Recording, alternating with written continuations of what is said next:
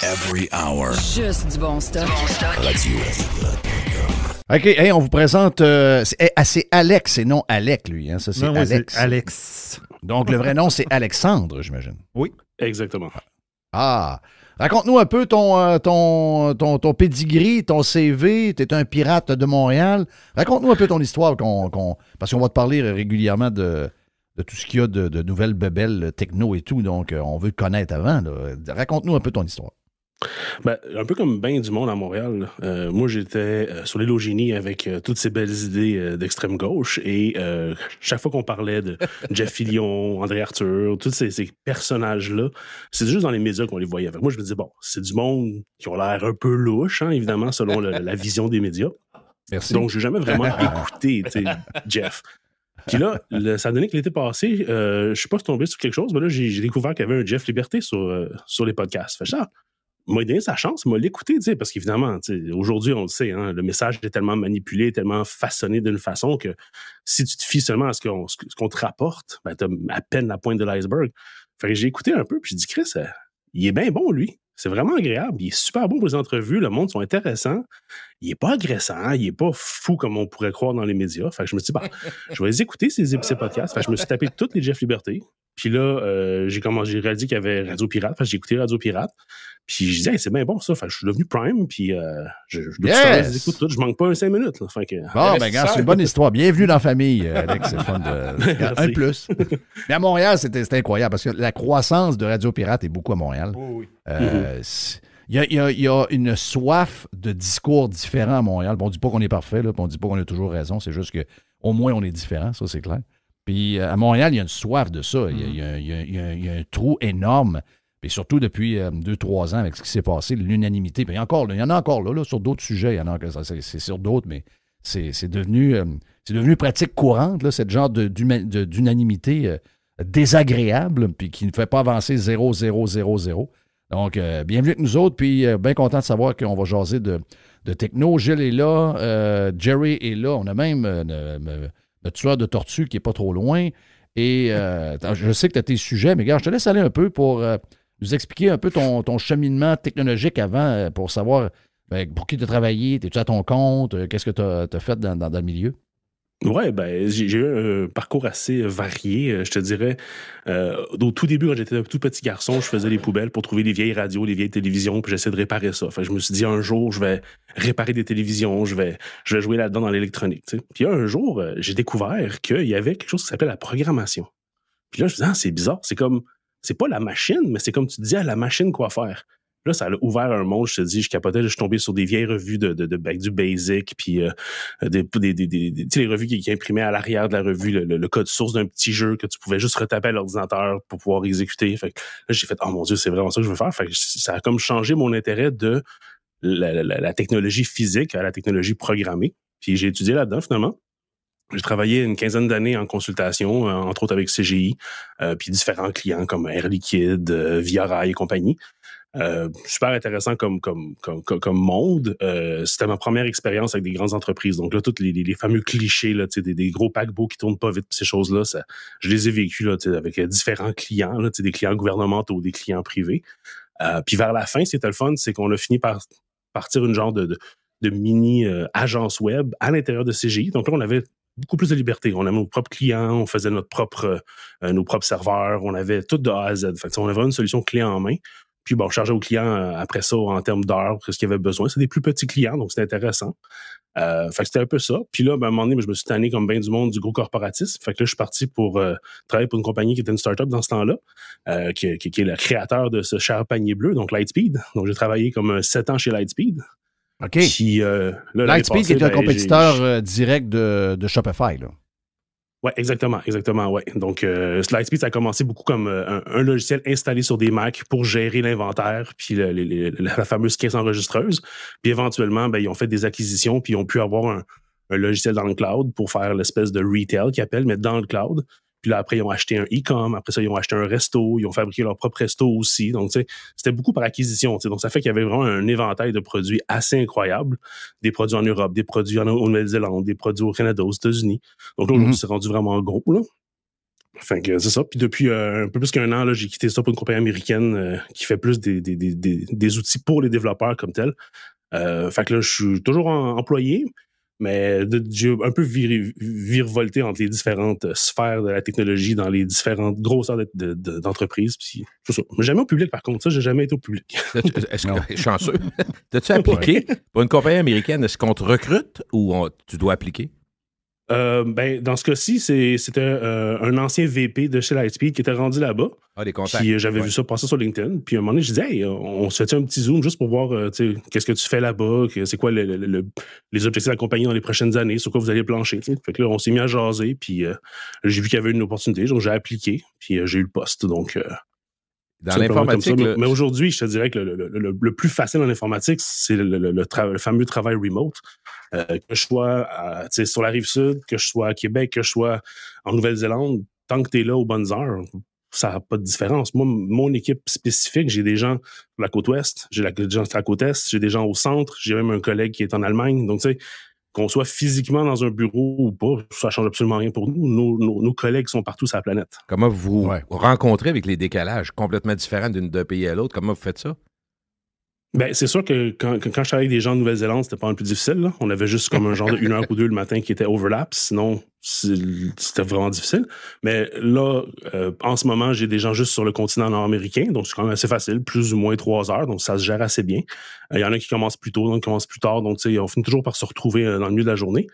Pour l'Europe, ben, c'est un peu plus difficile, mais tu sais, il y a quand même une demi-journée qu'on overlap. Donc, c'est quand même faisable à ce niveau-là. Donc, on essaie de mettre les meetings aux bonnes heures pour avoir justement le sweet spot, si on veut, là, où ce que tout le monde peut se rencontrer sans que les gens soient obligés de déjeuner en faisant un Zoom, par exemple. Ta formation en tant que telle, est-ce que tu t'as gossé beaucoup par toi-même? As-tu un cours d'ingénierie informatique? Tu es dans quel genre de langage? Qu'est-ce que tu as comme bagage académique?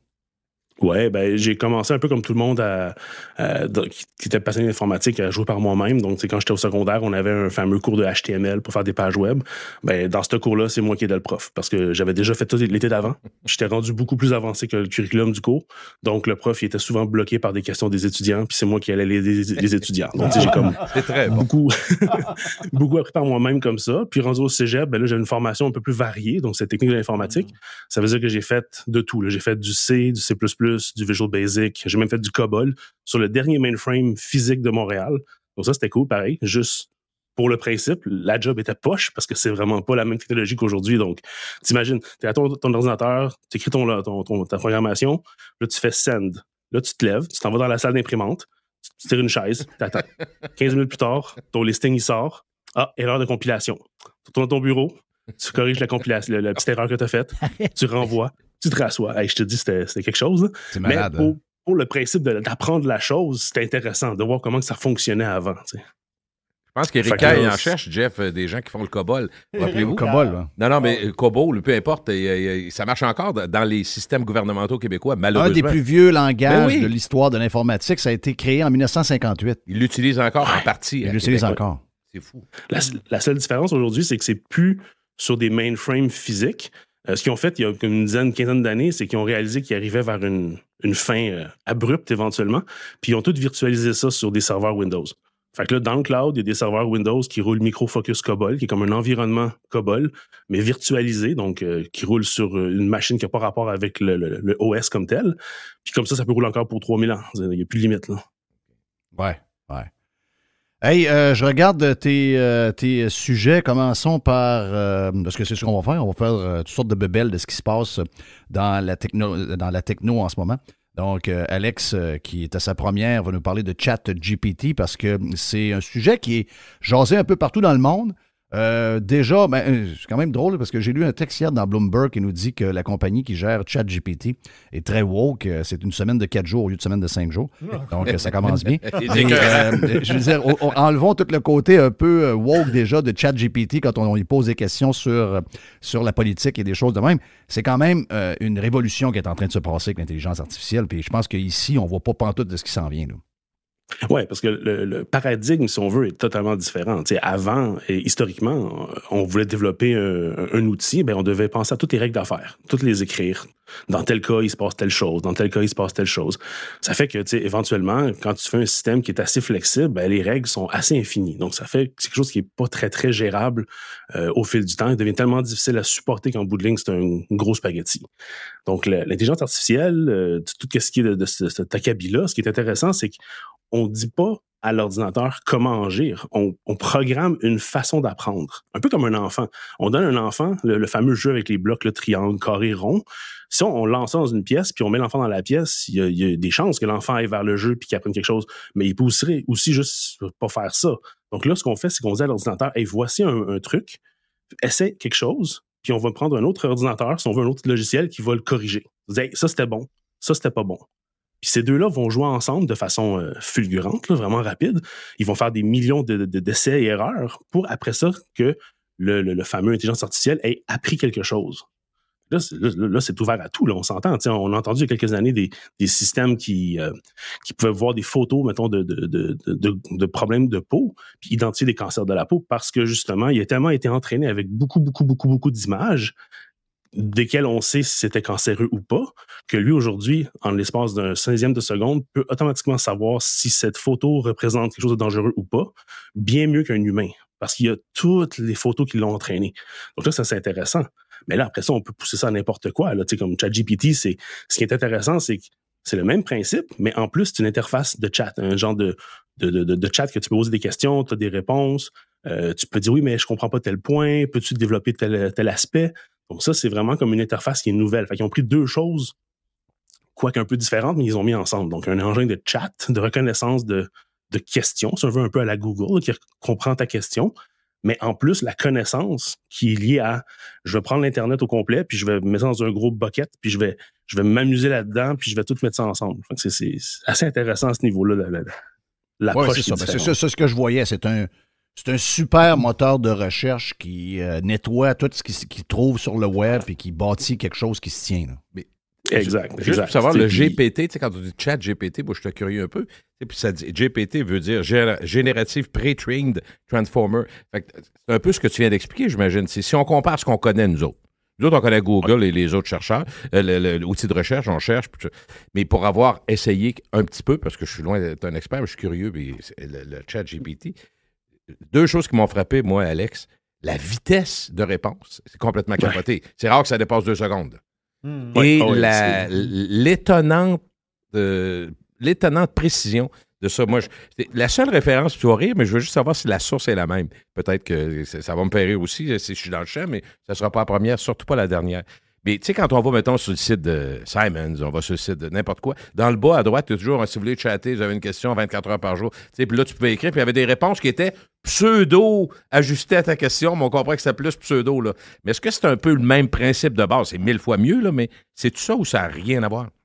C'est un peu le même principe, mais la différence, c'est que cette espèce de petit chatbot-là a genre, mettons, on va dire, remplissez, mettons, ces 20 questions-réponses-là, puis là, tu as des réponses préprogrammées, où il y a une liste de mots qui va pointer vers une certaine page. C'est très limité, là, c'est ça, dans le fond. Mais là, ChatGPT, c'est 175 milliards de paramètres. Donc, c'est pas la même game. Milliards? Milliards, 175 milliards de paramètres. Donc, tu sais, je peux pas vraiment expliquer comment est-ce que ces paramètres-là sont mis ensemble, mais c'est juste pour expliquer que on rentre pas dans cet engin-là par une seule porte. Il y a des milliards de façons de rentrer puis d'interagir avec ça. Tu sais. Puis je pense que la version 4, je pense qu'ils sont rendus au-dessus de 400 milliards. Là. Donc, tu sais, c'est vraiment, c'est exponentiel. Là. Raconte, est-ce que tu vois des premières semaines? Bon, c'est clair là, qu'il y a des gens qui soulèvent des points. Au niveau éthique, il y a, même on a vu qu'il y a déjà une tendance, que je disais tantôt, qui est donnée au niveau politique, au niveau valeur. Ouais. C'est sûr que ça aura un impact pour plusieurs, je dirais, plusieurs emplois professionnels. Ça, c'est clair qu'il va y avoir un changement à ce niveau-là. Mais est-ce qu'au niveau éthique, est-ce qu'il y a un danger? Parce que j'ai vu cette semaine, là, Elon Musk et un paquet de monde, l'Italie qui a pogné les nerfs un peu, qui a eu peur. Est-ce qu'il y a un danger si c'est pas encadré comme du monde? Puis c'est quoi le danger? Qu'est-ce que ces gens-là ont peur que ça peut faire l'intelligence artificielle de cette manière-là? Qu'est-ce que ça peut provoquer comme problème? Moi, je vois ça comme un marteau. C'est bien niaiseux, là, mais un marteau, là, ça rentre des clous dans du bois. C'est bien simple. Mais tu peux aussi tuer ton voisin. Donc, l'intelligence artificielle, c'est un peu la même chose. C'est un outil extrêmement puissant qui peut être très bien utilisé. Par exemple, je l'ai vu récemment, il y a un professeur qui l'a intégré dans son cours. Donc, les étudiants, vous pouvez l'utiliser, mais il faut me dire pourquoi vous l'utilisez, puis comment vous l'utilisez, puis c'est quoi les réponses qu'il a données. Un peu comme Wikipédia. Tu peux aller sur Wikipédia, tu dis « Ah oui, je n'avais pas vu que telle histoire est arrivée dans telle année, à tel moment. Ah, c'est intéressant. Parfait, je vais continuer mes recherches dans cette direction-là. » Mais tu fais pas un copy-paste de Wikipédia. De la même façon que ChatGPT va pas faire ton travail à ta place. Ça va devenir un outil. Donc ça, c'est le côté utile. Mais comme tu dis, le côté éthique aussi, parce que là, cette intelligence-là, elle peut être pluguée sur plein d'autres affaires. Tu sais, si un jour, Ricard décide de plugger ça sur la SAQ, puis décider de commencer à savoir qui est-ce qui est un bon conducteur ou pas, parce que c'est un assureur public. Donc, tu sais, est-ce que toi, tu mérites d'être assuré? Ben là, c'est rendu qu'on est rendu à un niveau un petit peu plus élevé, puis là, il y a une question éthique à se poser. Est-ce qu'on veut qu'un ordinateur avec une intelligence qui a été, appris par elle-même, décide de choses, mais tout ça va être ramené à l'original de qu'est-ce que tu lui as donné pour qu'il décide puis qu'il apprenne. Tu sais, comme on disait, s'il est très woke aujourd'hui, c'est parce que le contenu qui était donné tend vers une direction. Mais si on prend la même chose puis qu'on l'amène à l'autre extrême, ben, ça pourrait être aussi un genre de robot conversationnel nazi. Là, ça dépend vraiment de ce que tu lui fournis. Un peu comme un enfant. Si tu lui mets les meilleures conditions, ça va faire un être humain qui est bien balancé. Qui décide ce qu'on lui met dedans? C'est qui lui donne déjà cette tangente-là? C'est la compagnie à qui appartient ChatGPT en ce moment. Donc, ils fournissent des barèmes, ils fournissent des critères, ils fournissent toutes les questions qu'on lui pose. Finalement, ils vont réutiliser ça après pour en sortir quelque chose puis le re-rentrer dans la machine. Donc, c'est beaucoup comme une espèce de machine qui s'auto-abreuve de elle-même. Mais en plus, il y a des barèmes, comme par exemple, on avait dit à un moment donné au début, mais il peut pas dire si telle ou telle personne est bonne ou mauvaise. T'sais. Puis là, on voyait que il y avait beaucoup plus une tangente vers la gauche, parce que tel politicien était bon, mais tel autre politicien était mauvais. T'sais. Mais là, c'est parce qu'ils ont mis un barème. Le plus bel exemple, on l'a déjà dit, là, Trump est mauvais, Biden, il est correct. C'est ça qu'on a exact. Si je résume, là. Oui, mais c'est un peu comme il y a quelques années, Microsoft a fait une espèce de robot conversationnel qui apprenait exclusivement de ce que les gens lui donnaient comme interaction. Et ça n'a pas pris 2-3 jours que c'était rendu un robot nazi, raciste et compagnie. Là, il a été carrément tellement détourné qu'ils ont tiré la plug. C'était rendu ridicule. Là, mais c'est ça. C'est la preuve. C'est que la question éthique là-dedans, c'est de savoir comment est-ce qu'on va encadrer l'entrée de données, finalement, pour savoir qu'est-ce qui va être la source de ça, mais surtout, à quoi ça va être utilisé. On pourrait faire le parallèle aussi avec CRISPR puis le séquençage génomique. Donc, on prend une machine qui, somme toute, n'est pas très compliquée, n'est pas très dispendieuse, mais on peut commencer à aller changer tes gènes. C'est dans un embryon, puis choisir, toi, tu vas avoir les yeux bleus maintenant. Toi, tu vas avoir les cheveux blonds. Ben, c'est pas difficile à faire, mais c'est rempli de problèmes éthiques. Donc, tu sais, on le permet comment, dans quel encadrement, tu sais. C'est très compliqué, là. Mais Alex, quand on parle, moi, ce que j'entends, c'est le chat GPT, j'entends beaucoup parler d'un langage informatique. Pardon, fait que moi, de ce que j'ai comme exemple depuis quelques semaines, parce que c'est fulgurant, écoute, j'ai l'impression qu'il y a 3 mois, on en parlait peu, Jeff, puis là, d'un coup sec, tabarouette, on parle que de ça. Et il y a une menace, puis c'est la fin du monde. Mais là, tu viens de répondre en partie à ma question, c'est que je vois plutôt des choses écrites, dans le fond, des réponses écrites, des réponses extrêmement rapides, très complètes. J'ai vu les premiers cris d'alarme viennent du monde de l'éducation et de l'instruction, parce que ça a été testé par plein de professeurs, plein d'analystes. Puis effectivement, tu peux passer des bons travaux, Jeff, qui se font en 4 secondes au secondaire, au cégep et à l'université. Fait que ça devient difficile à contourner. Tu comprends? C'est ça. Mais là, je me demandais, est-ce qu'on peut aller vers l'image? Est-ce qu'on peut aller vers... Tu sais, parce que l'intelligence artificielle, de ce qu'on comprend, pouvait même faire un deuxième Jeff Fillion, puis le faire agir, parler avec les paroles qu'on a enregistrées de Jeff, puis penser que c'est le vrai puis c'est le faux. Ça a l'air capoté quand on dit ça de même. Mais est-ce qu'on est déjà rendu là, Alex? On est déjà rendu là, puis on est rendu vraiment loin. Beaucoup plus loin, OK. Oui, il y a beaucoup d'entreprises qui offrent déjà un système d'AI. Eux autres, dépendamment de leur objectif puis de leur placement au niveau du marché, ils vont viser quelque chose en particulier. Par exemple, tu pourras avoir une espèce de AI conversationnel qui pourrait te renseigner sur, mettons, les services de l'hôpital. Donc, tu arrives sur la page Internet, puis là, tu parles avec une espèce d'avatar virtuel. mais tu parles comme si c'était qu'un humain. Puis lui va te répondre en temps réel, puis ça va ressembler à un humain, puis ça va bouger ses lèvres et tout, comme un humain. Donc ça existe déjà. Là, ce qu'on a vu récemment, puis ça, c'est pourquoi ça fait le tour des internets puis des journaux, c'est la discussion entre Trudeau avec Joe Rogan.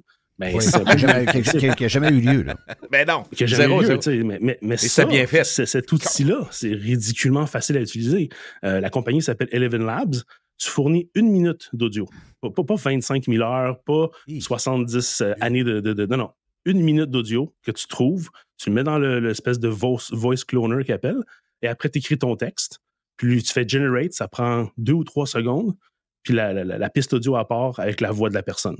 C'est vraiment impressionnant. Mais imagine, Gilles, comment pour des gens comme nous autres, c'est dangereux parce que des gens, des dénigreurs, ils peuvent utiliser ça, ils peuvent...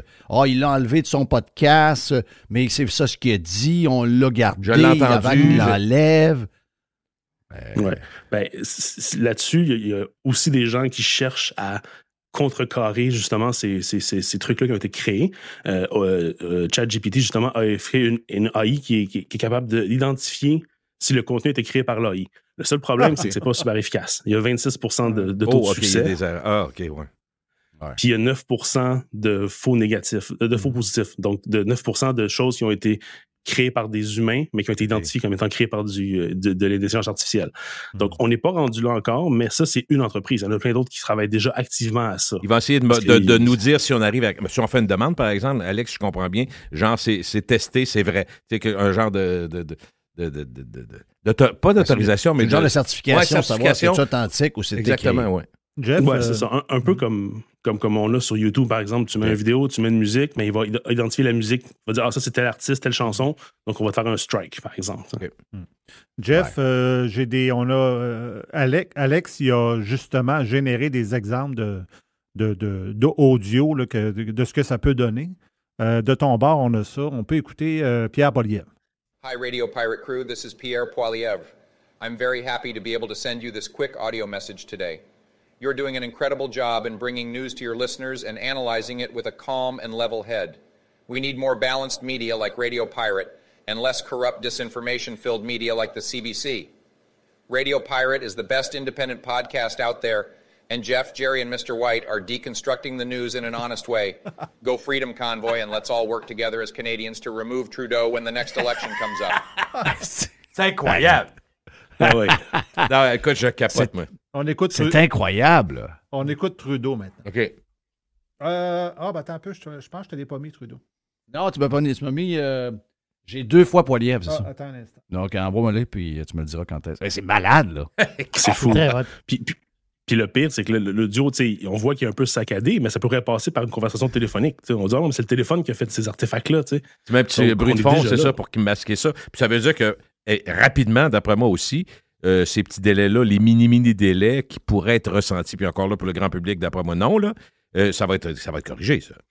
Ben, moi, j'ai l'impression qu'aujourd'hui, si on paye pour le fameux forfait Enterprise, là, qui est beaucoup plus dispendieux, on peut fournir plusieurs heures d'audio et avoir une rendition, un rendu qui est beaucoup, beaucoup plus avancé. Ça, c'est aussi gratuit ou 5 $ par mois.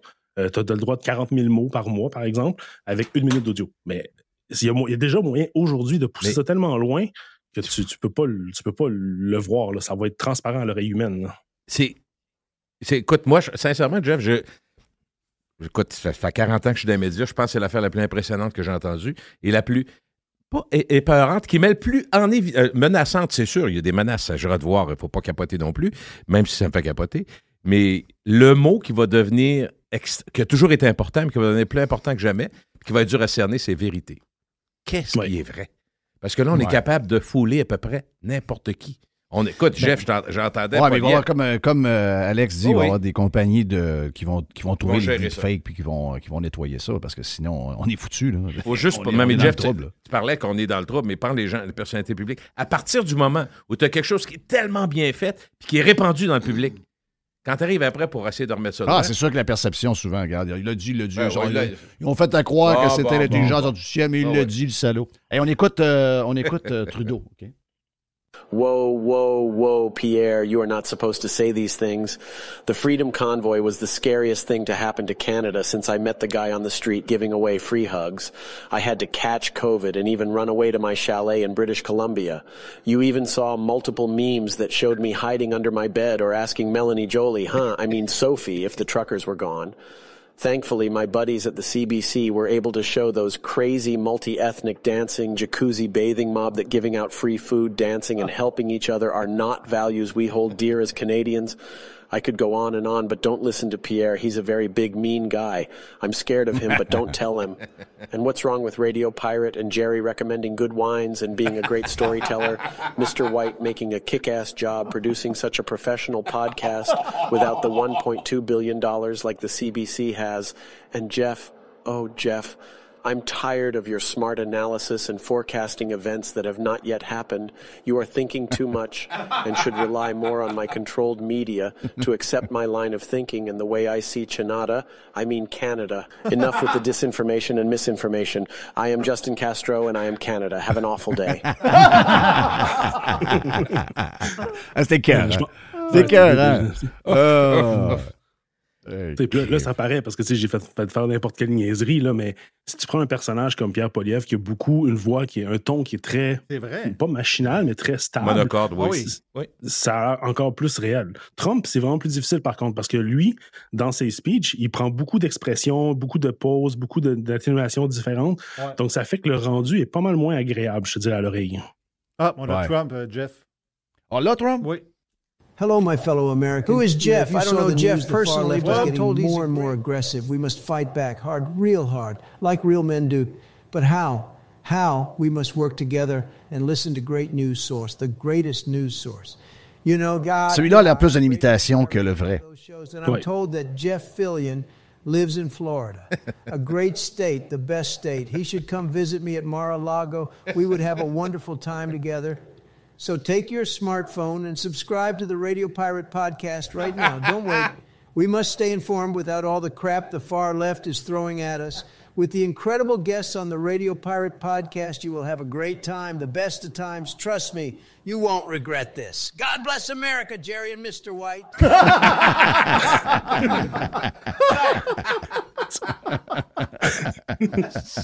C'est très hot. C'est... Mais... Oh! OK. Non, pas le mais, le maudit mais. Non, oui, il y a un mais. Il y a un mais. Ben là, je suis pas tout seul d'avoir dit mais, parce que Elon Musk l'a dit, il y en a plein d'autres qui ont dit. Puis c'est sûr que le boss de Google, c'est Sanjay lui, il est dans la marde. Pichai? Ben non, c'est au contraire. Lui, il veut intégrer l'intelligence artificielle à son Google. Oh. Donc, c'est la nouvelle qui est sortie aujourd'hui. Il y a une pas pire banque de données, lui, hein, Google. Oui, pas mal. Puis la fait, c'est que là, ça serait le Google 2.0 d'une manière. Ça, c'est c'est le sujet du jour présentement chez Google. Mais je vous ramène à quelque... On va aller dans le passé une seconde. On va au Rwanda. Le génocide du Rwanda. Le génocide au Rwanda a été possible pour une chose. La communication. La communication, des messages. Radio, parce que c'était pour rejoindre les gens au Rwanda. Donc, c'était des Tutsis ou Hutus, je ne me rappelle plus de quel bord, qui montaient, autrement dit, ils disaient aux gens, massacrer les autres. Il y a un soulèvement. Donc, les gens entendaient ça. Là, ils disaient, OK, t'as un peu, là. Là, la guerre est partie. Si vous les tuez pas, eux autres, ils vont vous tuer. Il faut absolument les tuer. C'est comme ça qu'ils ont réussi à partir le génocide, qui était un carnage incroyable de l'histoire de l'humanité. Imaginez-vous que tu utilises, parce que là c'était des vraies personnes qui parlaient. Là. Oh oui. C'est des vrais enregistrements. Tu reconnais la voix de la personne, du président ou du général. Appelez-le comme vous voulez. Tu doutes même pas quand tu entends ça.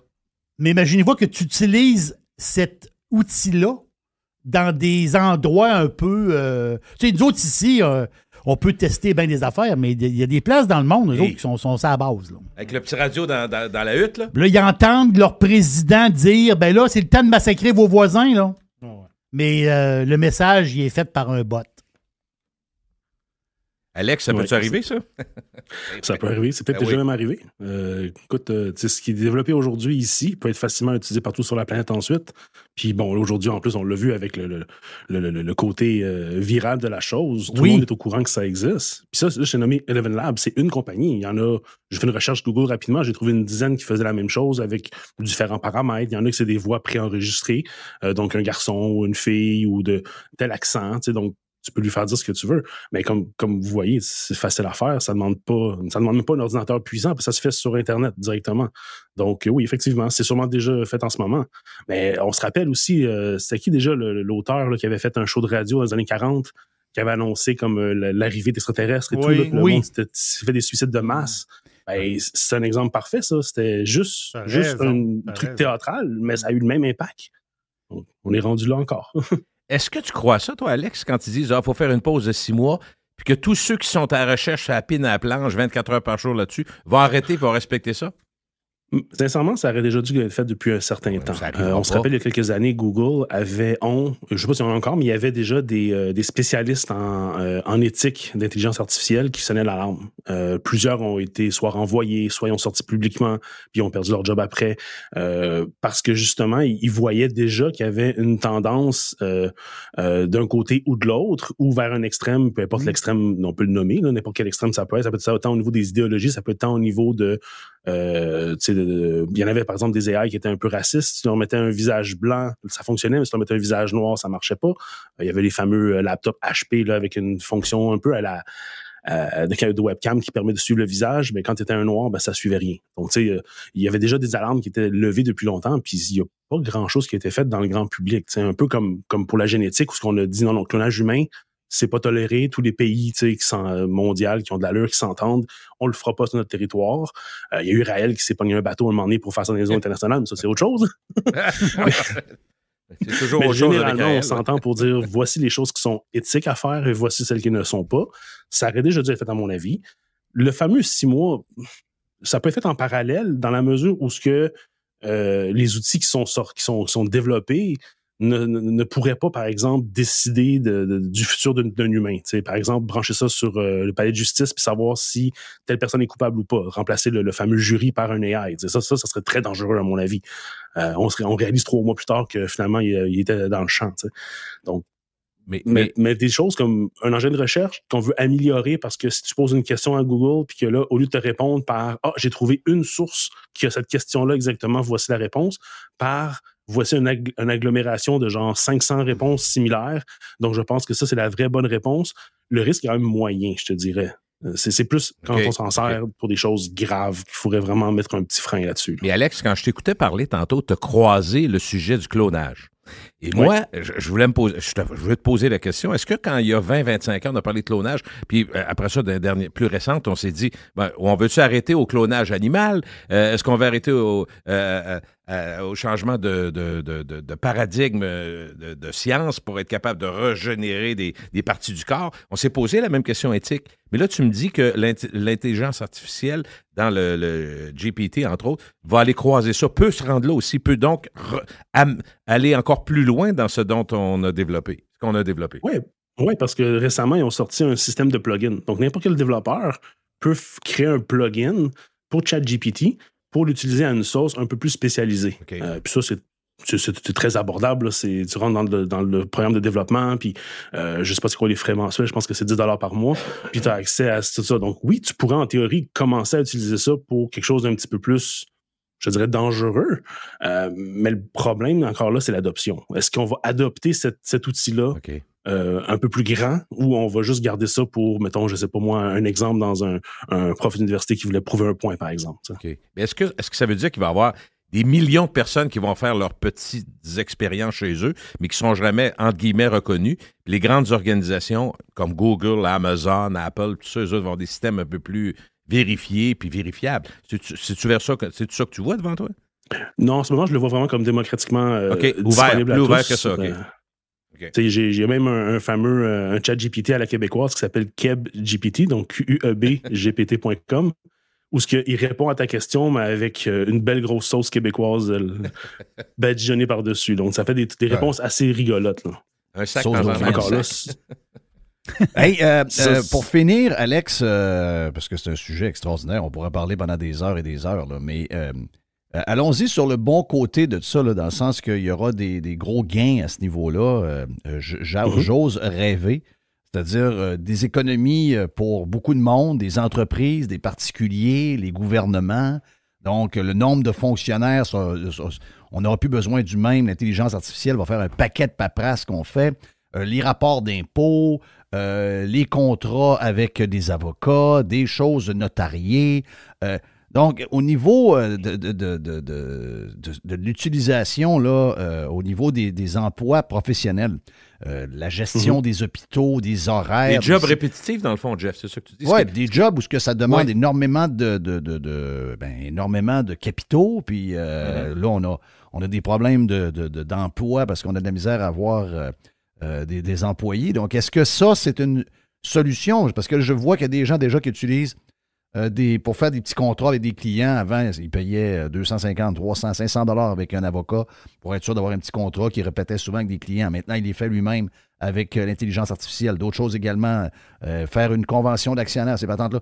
Est-ce qu'il y a un gros marché là-dedans? Est-ce qu'on va voir des emplois, entre guillemets, menacés, des secteurs qui vont être menacés par l'intelligence artificielle? Incluant le tien, en passant, le codage et tout? Oui, ben c'est déjà commencé parce que Microsoft et GitHub ont sorti leur fameux outil, j'oublie le nom, là, mais qui permet de, quand tu es en train de développer ton logiciel, tu peux demander au AI, « Hey, fais-moi une fonction qui reçoit telle valeur puis qui me sort telle valeur. » Donc, il va te fournir une fonction déjà écrite qui, lui, a puisé de tout le code open source sur la planète. Donc, ça existe déjà. Est-ce que ça remplace un développeur? Ben, si tu fais ça aujourd'hui, ce mois-ci, ton logiciel va être vraiment de la merde parce qu'il y a des choses assez louches dedans, puis souvent, il va même ajouter des vulnérabilités dans ton code. Donc, c'est vraiment pas une bonne idée aujourd'hui. Est-ce que c'est un outil comme de la même façon qu'un dictionnaire ou qu'un fameux antidote pour corriger tes fautes existe depuis 20 ans? Oui, moi, je le vois comme ça aujourd'hui. Pour le fun, ce que j'ai fait récemment aussi, je me suis dit, je vais le tester. Moi, j'écris souvent des critiques sur mon blog d'objets techno, des trucs de geek comme ça, et je fais souvent un cold call que j'envoie à un fabricant pour dire, hey, tel produit m'intéresse, est-ce que je pourrais écrire un article dessus? Fait, j'ai demandé à ChatGPT de m'écrire un courriel d'introduction qui dit que je suis intéressé par tel produit, qui dit que j'ai de l'expérience et que voici mettons, je sais pas, le lien vers ma bio et ces choses-là. Et l'article, le texte qui m'a pondu est à 98% le même que moi j'avais écrit dans le passé. Donc, ça montre que... C'est incroyable. C'est un outil qui est déjà très efficace comme pour t'aider, comme pas une béquille nécessairement, mais comme un assistant, si on veut. Puis c'est le même que je le vois moi aujourd'hui. Donc, en ce moment, aujourd'hui, comme tu dis, les contrats, des choses répétitives qui sont légèrement différentes, tu vas pouvoir dire, reprends le contrat de tel client, mais rajoute une clause de confidentialité pour telle chose. Ben, c'est parfait, ça va te prendre 3 secondes, ça va être fait. Pas besoin d'attendre une semaine pour que ton avocat te retourne une version abrégée. Donc ça existe déjà, puis c'est déjà fait, puis c'est là-dessus que beaucoup de gens travaillent en ce moment. Il y a beaucoup de petits logiciels qui vont faire une chose, mais une chose très bien, comme on disait, aligner les horaires pour, mettons, les infirmières dans un hôpital. Mm-hmm. Tu fournis les données d'une façon, dans un format que l'AI peut comprendre, puis tu lui dis, sors-moi un horaire où ce qui fait que tout le monde travaille, mettons, tant d'heures, puis là, après, tu mets tes conditions. Ah, mais Monique peut pas travailler le lundi, Paul peut pas travailler le vendredi après-midi, tu sais. Puis lui, il prend tout ça, puis il va te pondre un horaire. En 2 minutes, quasiment en 2 minutes, Alex? Mais en quelques secondes. Il n'y aura pas tant d'erreurs si tu dis bonne donnée. Dans le fond, si tu dis de la merde, ça peut donner de la merde. Mais si tu dis des vraies affaires, des vraies restrictions, par exemple, puis des moments où tu peux pas, si tu donnes des vraies informations, ça va donner une vraie réponse, après moi.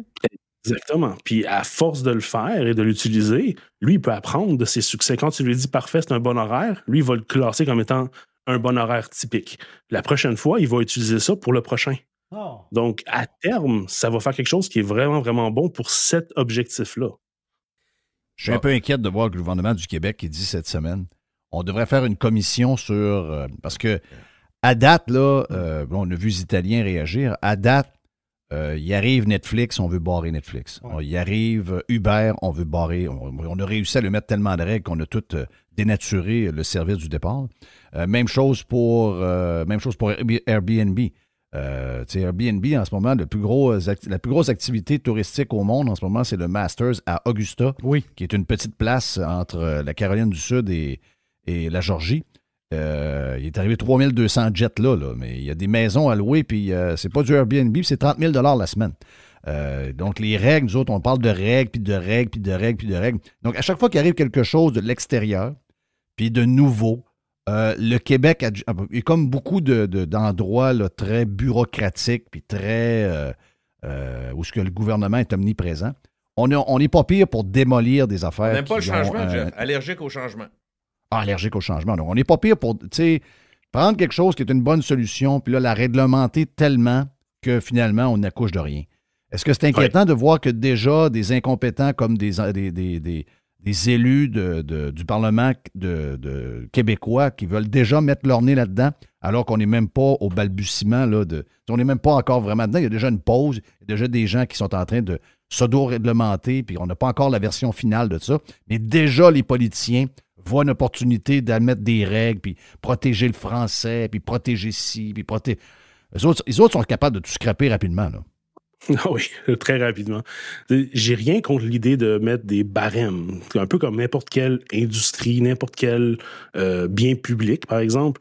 Il y a des règles qui régissent mettons les règles de la route, par exemple, ou au niveau de la MAPAC vont un peu fort des fois, mais on s'entend que il faut peut-être pas rusher dans ton usine alimentaire. On s'entend. Donc, c'est des choses comme ça. Un peu comme l'AI pourrait être pas réglementé, parce que je trouve le terme est fort, là, mais je dirais plus comme voici ce qu'on accepte éthiquement. Parce que je pense que l'éthique, c'est toujours une très bonne façon de mettre en place des règles, parce que ça nous force à penser à un scénario un peu plus catastrophe si on va dans une certaine direction versus une autre.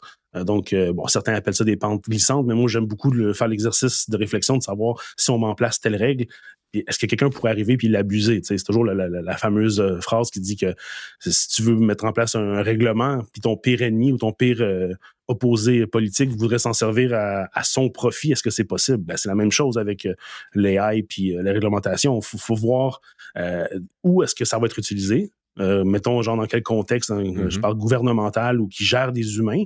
Après ça, c'est pour au niveau des travaux. Écoute, si tu veux remplacer un avocat par un AI, vas-y, mon ami, mais à mon avis, tu vas avoir des mauvaises nouvelles dans quelques mois, là. Ouais, exact. Hey, c'était une bonne première, on va dire. Oui.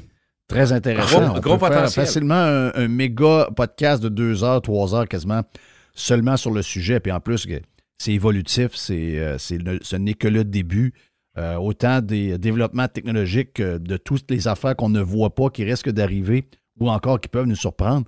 Mais moi, c'est le genre de choses qui m'excitent. Ce genre de patente-là m'excite. Je ne sais pas si j'ai ce qu'il faut dans mon background pour être capable de contrôler toutes les subtilités de sa patente-là, mais c'est excitant. C'est impressionnant, Jeff.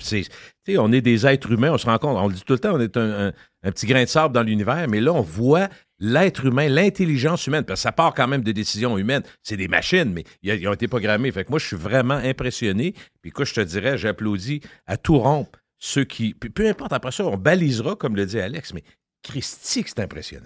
Prochain sujet, Alex, prochain sujet, ça va être les avatars, l'intelligence artificielle et OnlyFans. Tu vas nous faire un lien là-dedans? Ah oui, très facilement. Je vais avoir mon channel OnlyFans, mais jamais je me serai filmé. C'est exactement. Exactement. Jeff, pour finir avec Alex, on pourrait-tu jouer une dernière cote de Trump? Oui, on finit avec ça. Lequel tu veux? Trump about Jeff. Mais il semble qu'il y a un lien, là. Who is Jeff? I don't know Jeff personally, but I'm told he's a great guy. That's right. Yes, he's one of the great ones. He is the host of Radio Pirate, one of the best podcasts out there. Not like that pussy Howard Stern. Oh, no, he's a tough one. I heard he plays golf and loves to move around dirt in his excavator. He's smart, just like me. Great minds, and I think you will love to listen to him. RadioPirate.com is where you must go. C'est bon, ça. Je sens qu'on va le réentendre, Jeff. Oui, c'est bon, ça. C'est très bon comme promo. Hey, pense-y que dans le temps, tu le sais, quand on va faire un peu notre âge, mais quand on se plaçait, on partait de là, des montages de même, là, qui n'auraient jamais été la moitié bons comme ça. Il nous aurait pris 4-5 heures. Imagine-toi les personnages que tu aurais pu faire avec le zoo. Le zoo en intelligence artificielle. C'est fou. Tu prends, parce que tu fais une caricature de quelqu'un qui existe, tu prends sa voix, puis... Non, puis tu l'encadres, mais ça aurait été drôle pareil. Tu lui fais dire des insanités. Ah, on en repart le zoo. On en repart le zoo. Mais écoute, avec la quantité d'informations qu'on a déjà, la quantité d'audio qui existe, ça serait vraiment faisable. Oui, tu prends les personnages, tu as raison, tu prends des extraits de personnages, tu leur fais dire d'autres choses, ça marcherait. Écoute, c'est épeurant. Mais en même temps, je trouve ça excitant. Je suis comme Jeff. Je suis excité. Moi, j'aime ça. Je trouve ça le fun qu'on évolue. Là, on évolue vite. On évolue sans trop avoir de règles, parce que là, il n'y a pas encore de règles tant que ça, mais on voit le potentiel, c'est malade. Mais tu sais, regarde, nous autres, là, moi, juste pour moi, la première chose que j'ai en tête, c'est sûr que j'ai 2 objectifs. Là. Je veux faire une version espagnole et une version anglaise de ce qu'on fait. Là. Ah oui, ben oui. Ben oui, c'est sûr. On fait le même podcast en espagnol et en anglais. On fait juste le mettre dans la machine, puis il leur sort tout en anglais. Alex, c'est le genre de choses qu'on va pouvoir faire, ça. Ben oui, vraiment, vraiment. Oh, oui.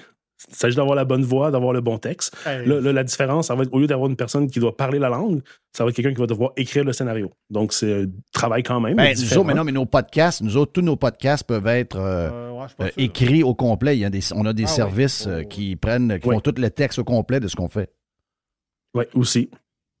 Donc, tu vas juste reprendre le texte de ça, puis tu le mets. Gérer en espagnol, j'ai hâte d'entendre ça. Là. Oui. Non, il connaît l'Espagne, ça va bien sortir. Oui, c'est ça.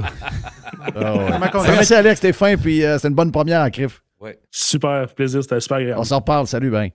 Vraiment, Salut. moi, c'est grave, ça je viens là. Ça vient de marquer ma semaine, de ce que j'ai entendu ce matin, les extraits, là. Ça a marqué ma semaine, Jeff, je te le dis, là. Ne serait-ce que pour ça, je suis content de l'avoir entendu. Ah oui. Radio Pirate. It's exactly what they need. Radiopirate.com. Mais avant d'aller jaser avec... J'ai pas encore les sujets de... Ah, non. J'ai pas les sujets de Gilles. Faut que je te compte pourquoi t'as pas mis sujet tantôt. Là. Ah ouais? Ah oui, il y a une histoire. Ah, hier, j'ai eu peur, là. OK, ben, avant, on parlait avec Alex tantôt. Le pirate geek, Alex Vallière, que vous pouvez suivre également sur Twitter. Quasiment Alex... devenu un duo de jeudi. Je parle, souvent, quand je suis là, il est là. J'aime bien Alex. Donc, Alex, c'est une visite quasiment en 2 semaines quand tu es là le jeudi. Ouais. On garoche ça, mon ami Alex. On parle de histoire de piratage, le piratage le plus complexe jamais découvert, perpétré par un gouvernement envers un autre. Que c'est ça, cette histoire-là, genre de patente de série Netflix? Ben, sincèrement, oui. Il y a déjà des documentaires là-dessus, donc ça pourrait facilement faire une belle série en 10 épisodes. Je t'aime aussi pas mal, moi, Gilles, c'est le fun. Ah oui, écoute, c'est un amour fou. Quand il fait chaud, on vient... Voyons. Non, mais non, il dit, voyons. On a le droit... Écoute, ça, je peux-tu prendre 2 secondes pour parler du mot amour? Ben, vas-y. Aimer. Ben, vas-y. Parce que... like puis love. Oui, je sais. En anglais, c'est... Mais ce que je veux dire, c'est que je trouve que j'enverrais une fleur aux femmes. Il y en a plusieurs fleurs qui leur reviennent. Des fois, on chiale certaines affaires, on écarre un peu, mais les femmes l'utilisent mieux que nous. Tu sais, ils vont dire... C'est pas juste une parole en l'air. Ils vont dire « je t'aime » parce que t'es mon... Tu sais, quand tu vas dire « je t'apprécie » ou tu as un petit thumbs up, puis tout... Finalement, souvent, ce qu'on veut dire « je t'aime », ça veut pas dire « je t'aime, je veux t'embrasser ». Je l'ai dit à ta femme hier. Non, mais oui? Ben oui, j'ai dit à ta femme que je l'aimais. Ah oui? Oui. Parce que c'est plus que de l'amitié, Jerry. C'est ça que tu veux dire. C'est une femme que tu admires, que tu respectes, qui est importante dans ta vie. Tu l'aimes. Tu peux pas juste dire... Oui, c'est vrai, j'étais là quand tu... oui, exact. J'ai pas fait ça dans ton dos. Moi, je le fais plus qu'avant. Je le dis plus à des gars, même des... Puis je me sens pas mal de ça. Je trouve que les filles utilisent ça. Puis c'est plus profond, puis c'est plus réel. Évidemment, quand c'est senti. Si tu le galvaudes, ça veut rien dire, mais... Je t'aime, ça veut dire j'apprécie, puis j'aime ça quand t'es là, j'aime ça quand tu me parles, j'aime ça. Moi, je le vois comme ça, quelque chose de plus engageant que juste « Ah, je te connais bien », tu sais. Non, il y a des gens à qui je dirais de qui je dirais pas ça. Mais ça, il faut être capable. Regarde, comme moi, j'ai pogné ça de mon père, là, puis lui, il a dû pogner ça de quelqu'un, soit de sa mère ou de son père, mais moi, j'ai de la misère. Ma fille, elle-même, la plus jeune, est comme ça. Nous autres, on a de la misère à communiquer ça. Oui, ma blonde arrive, moi, elle pas dit, tout seul, Jeff, voyons. Elle dit, pas lui, c'est... je t'aime, MC. Elle dit, il est le même, là, de temps en temps. Elle dit, mais pratique-toi parce que tu vas venir être capable. Je te dis, moi, je suis plus capable qu'avant. Moi, j'ai un problème à communiquer mes émotions. Ça ne veut pas dire que j'en ai pas, mais j'ai un problème à sortir. C'est pas que masculin, mais c'est très masculin. Je pense que oui. C'est très masculin. Ben oui. Puis ce que je veux dire ce matin, je ne veux pas faire un cours de bien-pensance, puis surtout de bien-séance, mais je veux juste dire, si on le note, puis si on le remarque, puis si on change ça, c'est juste un plus. Parce que les gens, ça donne rien d'attendre que la personne soit en train de mourir du cancer sur son lit pour y dire. C'est sûr. Tu peux le dire avant. C'est ça. Tu as bien raison. Mais avoue que plus facile en anglais. Oui, parce que, tu sais, je peux dire à Jerry, you, Jerry, I like you a lot. Yeah. Puis là, tu dis, oh, ouais. Ça, c'est une coche de plus, a lot. Là, a lot, I like you a lot. Mais j'ai pas dit I love you. Non. Tu sais, tandis que moi, dire I love you, je suis comme plus. Engageant. Je suis plus. J'ai comme de la misère. Je dis à ma femme, je dis à mes enfants, là, mais je dis à mon chien.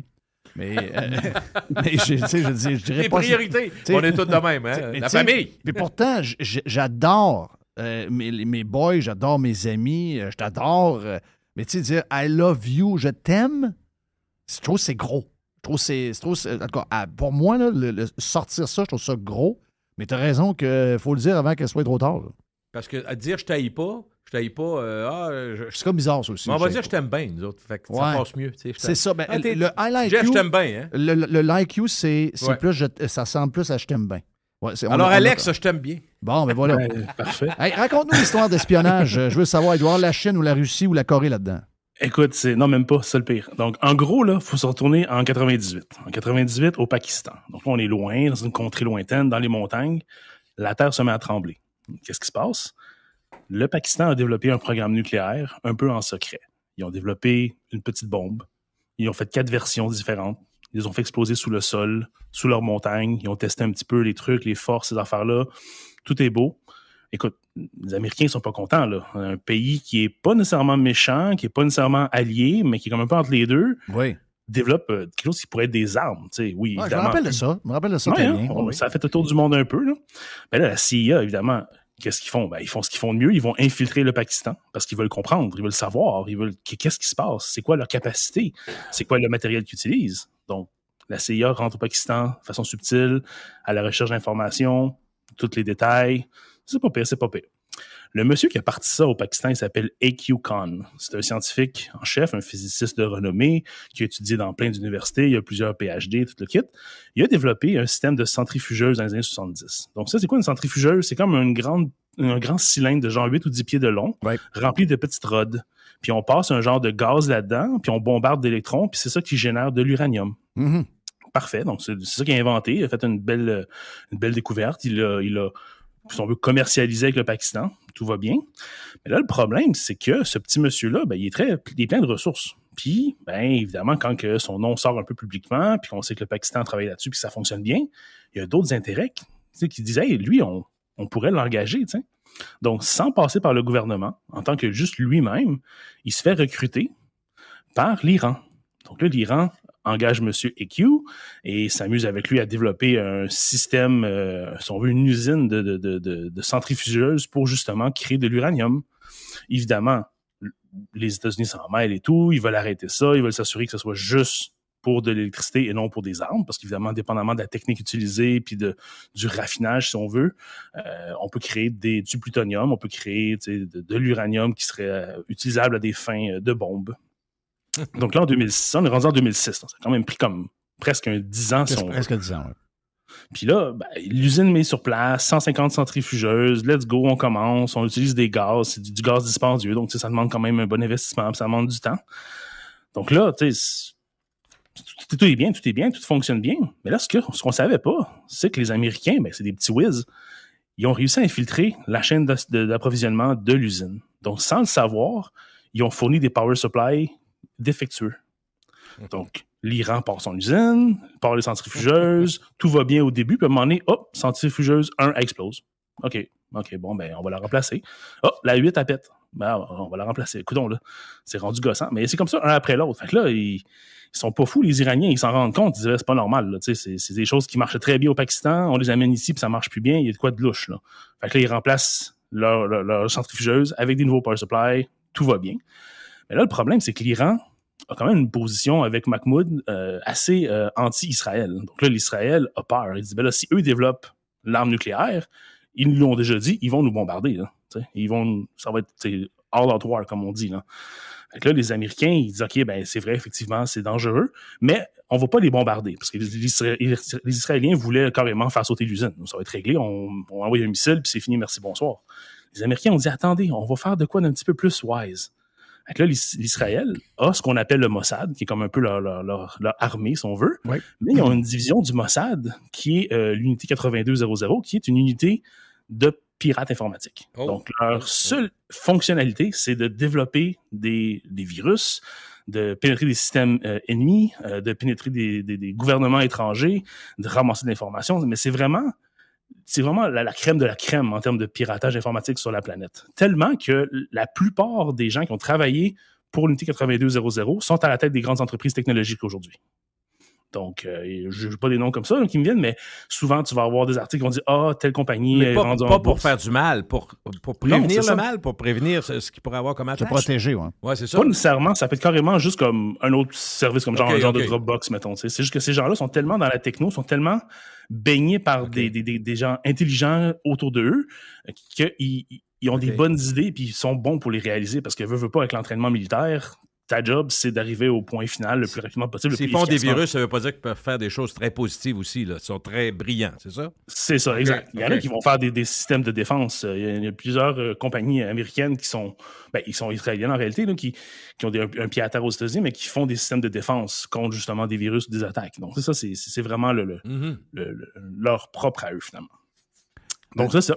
Israël, ce qui est surprenant, c'est la grosseur de cette place-là, le nombre de monde qu'il y a dedans, mais le nombre de cerveaux. Je comprends des fois que les Juifs sont ci, des fois sont ça. On entend toutes sortes d'affaires là, sur les Juifs sont durs en affaires, mais tellement brillants, tellement brillants. C'est incroyable. On dirait que...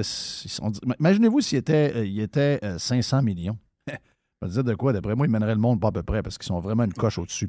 Donc, donc c'est comme ça qu'ils ont géré la patente? Ben non, là, ça, c'est juste le début. Là. Ça, c'est la première phase, la phase la plus facile, la plus classique. OK.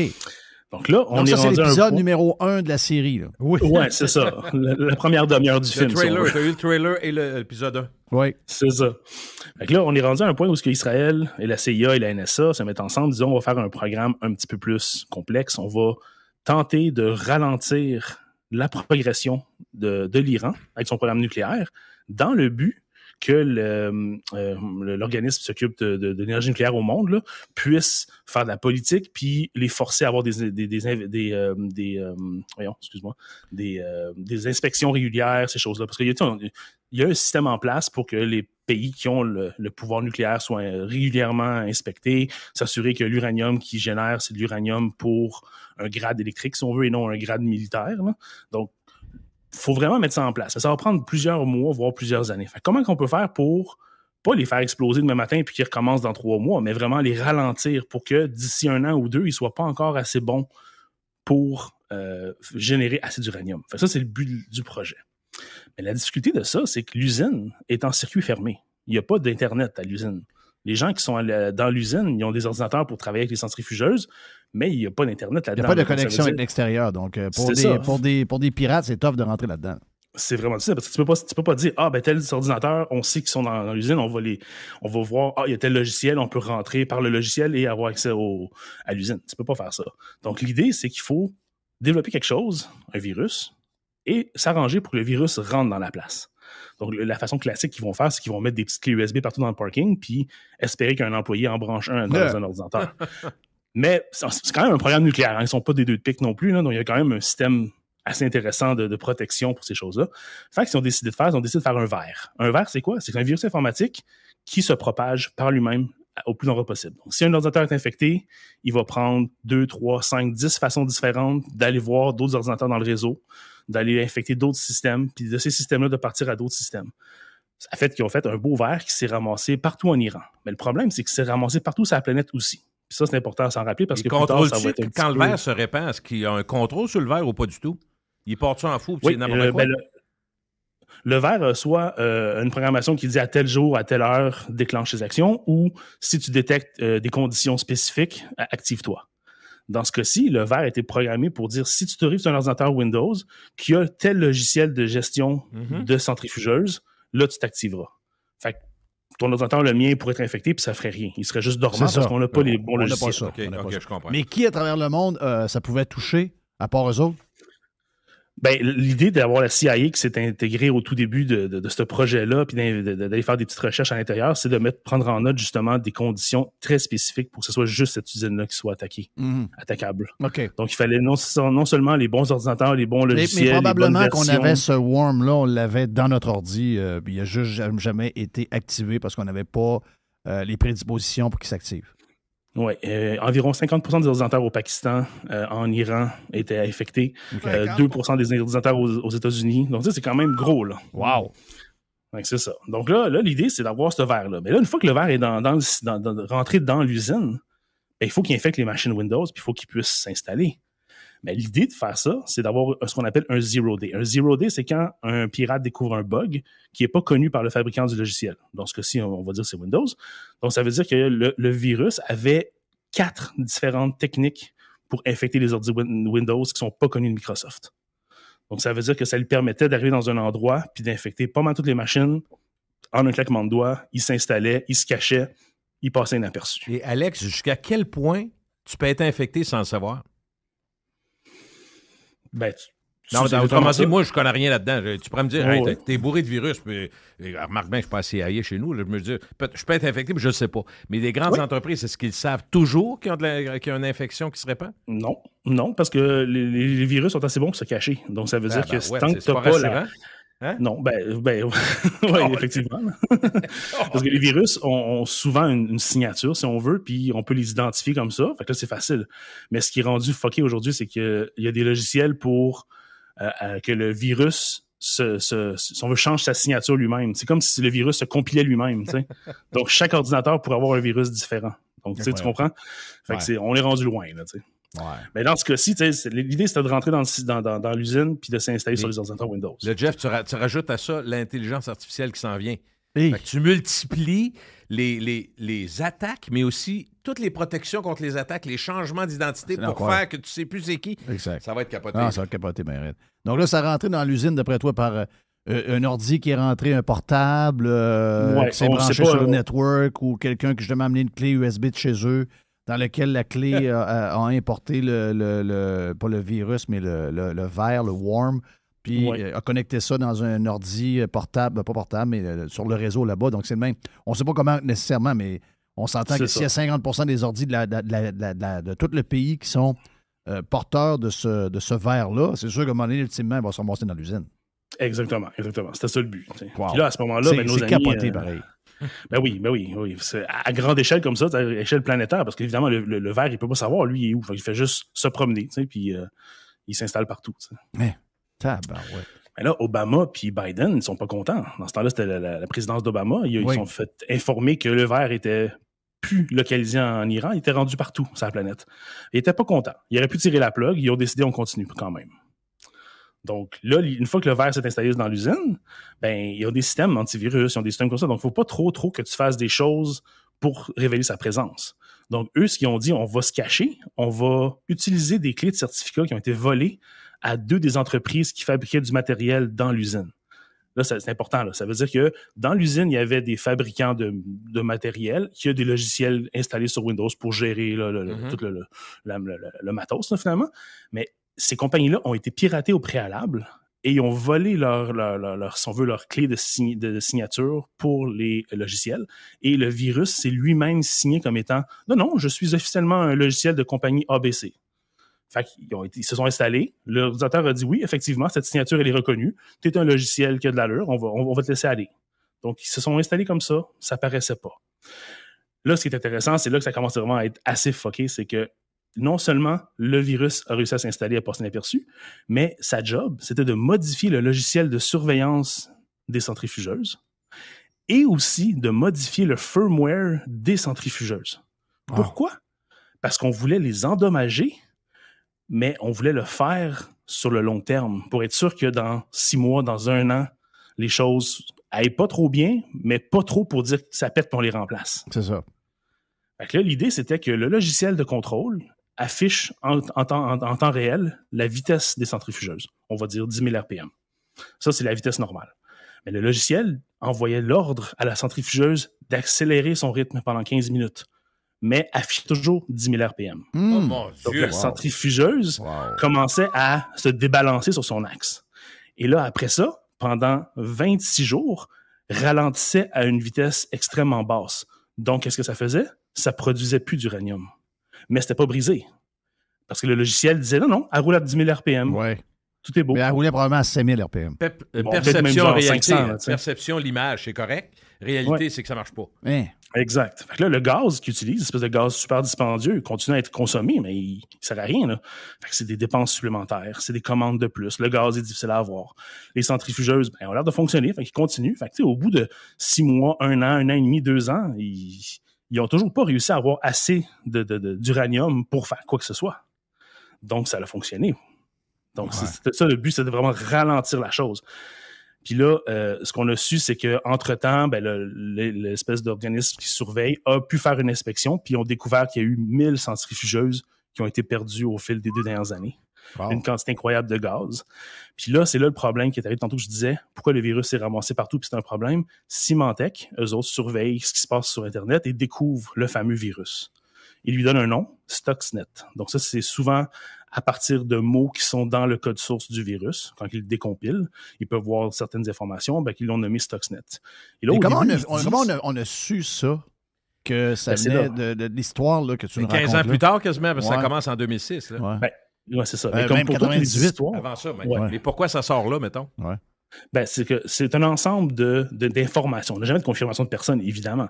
Mais ce qu'on sait, c'est que Symantec ont découvert le virus, ils l'ont tout décompilé, ils ont réalisé que c'était une sacrée machine et ils ont dit ça, là, c'est pas un petit gars dans son sous-sol qui a fait ça, c'est un gouvernement, on sait pas lequel, mais est-ce qu'on publie les informations ou on garde ça secret?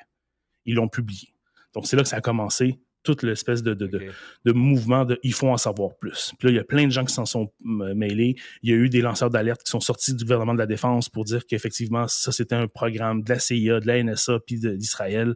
Donc là, on a pu avoir d'informations. Ces gens-là ont été poursuivis.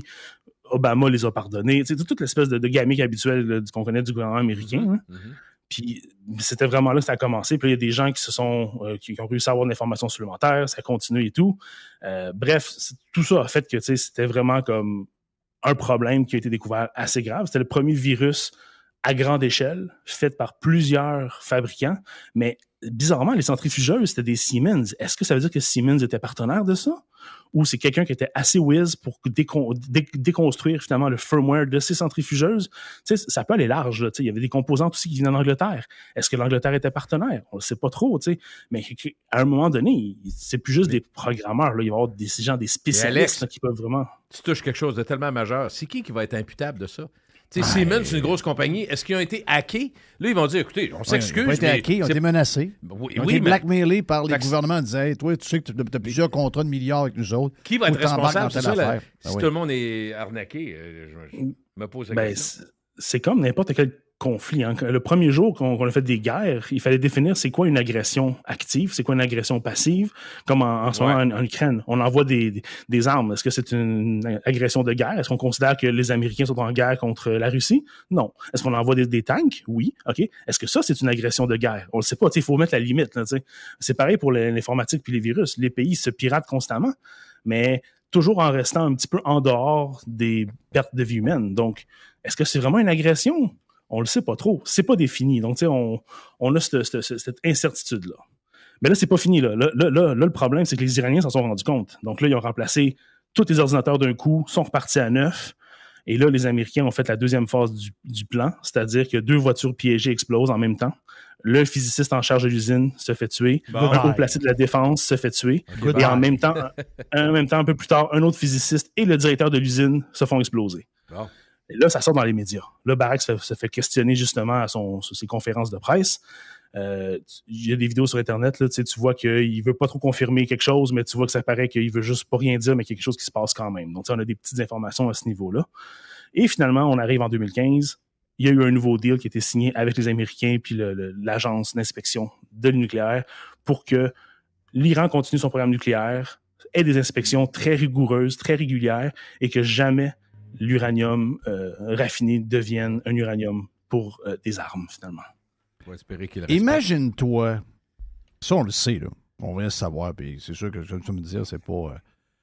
C'est pas tout confirmé, là, mais on s'entend que, d'après moi, c'est pas mal ça qui s'est passé. Imagine-toi tout ce qui se passe à chaque jour. Je ne sais pas où ils sont. Quelque part dans une montagne, dans une place où... on sait que les drones sont pilotés à partir d'une place à Las Vegas. Mais imagine-toi le nombre de gens qui sortent de UCLA, de Stanford, de Harvard, de MIT, qui ont été programmés. Puis c'est la même chose probablement avec des alliés de d'autres pays qui font affaire avec nous autres. Comment, en ce moment, la Chine est attaquée, comment la Chine nous attaque, comment on attaque les Russes, comment les Russes nous attaquent, comment la vraie guerre... On voit la guerre en Ukraine, mais la vraie guerre, c'est une guerre de vol, de contrôle par l'informatique, les réseaux, les... Info nuagique, tout ça. Ça doit être l'enfer. On ne sait rien de ça, mais rien. On ne sait pas combien on évite d'attaques, combien on est victime d'attaques. On ne sait rien. On est là, nous autres, on fait nos affaires, on ne sait pas trop. Alors qu'il y a probablement des gens en ce moment qui veulent attaquer notre eau potable. Il y a peut-être des gens qui veulent attaquer nos barrages hydroélectriques. Il y a un paquet d'affaires. Imaginez-vous, là, on parle des États-Unis d'Amérique, on parle d'Israël, on parle des meilleurs, mais il y a des places dans le monde qui s'appellent le Québec. Là. Ça, c'est inquiétant. Là. Je sais bien qu'on n'est peut-être pas l'intérêt numéro 1 de ces pays-là, là, mais une chance en passant, parce que nous autres, on n'est pas capable d'acheter un certificat de HTTPS. Là. Pour un site du gouvernement du Québec important. C'est vrai, là. C'est pas des jokes. Même les barrières pour rentrer dans plusieurs barrages, c'était même pas cadenassé. Donc, en plus, on s'entend que, imagine. Il y a beaucoup de niveaux là, à la sécurité, là, puis on parle des niveaux de base qui sont pas toujours respectés. Donc, il y a du chemin à faire, effectivement. Hey, dans tes Geek News, j'en prends une des trois. Lequel que tu as le goût de nous jaser, mon ami Alex? Le projet de visite de la Lune de la NASA, déjà 6 milliards dans le rouge. Tu as le regroupement demande de gérer le risque d'extinction par l'intelligence artificielle au niveau d'une guerre nucléaire ou d'une pandémie. Donc, tu as deux sujets d'intelligence artificielle, mais ta patente de NASA a l'air pas pire. Le projet, c'est quoi le projet de visiter la Lune de la NASA? C'est quoi ce projet-là? Qui le fait? Ça, c'est le gouvernement américain, la NASA. OK, c'est carrément le gouvernement. Ils ne sont pas en third party avec Musk ou Bezos là-dedans. C'est carrément eux autres, ça. C'est un peu une réponse à ça. Ils se sont dit, c'est bien beau que le privé fasse de quoi, mais nous, on est la NASA, on peut faire ça si on veut. Hein? On a perdu les plans des trois grosses navettes. Un peu comme la série la très bonne série là, sur Apple TV là, de la course vers la planète Mars avec... For All Mankind. Exact. C'est un peu ça. Ouais. C'est le gouvernement contre l'industrie privée. C'est ça. Donc, la NASA se dit, là, nous, on l'a déjà fait, on va le refaire. Fait qu'ils ont parti en 2010, je crois, un gros projet. Il faut mettre de l'argent, il faut mettre des milliards, puis on va aller sur la Lune d'ici 2020. Ça, c'était le but. Ils ne sont pas encore arrivés, on devine, on a entendu parler. Donc là, ce qu'on apprend récemment avec le dernier audit de la NASA puis du projet, c'est qu'ils sont déjà dans le trou de 6 milliards du budget initial de 93 milliards qu'ils avaient mis. Et ils sont 7 ans en retard. Fait que là, ils disent, on va réussir, là, mais dans 7 ans. Ouais, mais là, 7 ans, ça sera plus 6 milliards, ça va être 100 milliards. Il va savoir les fonds. Il y a peut-être qu'ils vont dire on est tanné de payer. Là. Oui. Il n'y a pas de preuve que ça va tenir le budget. Ça confirme qu'ils ne sont jamais allés sur la Lune, d'après moi. C'est pas Louis Mascotte qui avait envoyé du monde sur la Lune avec Robert Gillet et Cosmos dans la le gang temps. du Cosmos. Oui. Je pense que ça n'a pas marché, je dis ça de même. Il y avait des panneaux sur le bord du chemin. Hein? C'était spécial. Mais ça confirme qu'ils ne sont pas allés sur la Lune. Ouais, c'est écoute, ça a l'air vraiment difficile, hein, disons. Hey, merci Alex, c'est super le fun. Salut Alex. Un plaisir, salut. On t'aime, là. Ouais. On t'aime aussi. Alex Vallière, le pirate geek que vous pouvez suivre sur Twitter. L'économie. C'était bon l'histoire. Là. Très bon. Là. Là, juste dire merci pour l'économie. Moi, ces affaires-là, ça me fait capoter. Ça, là. Quand tu dis on ne sait pas ce qui se passe, là, on ne sait pas réellement ce qui se passe en arrière du rideau. Là.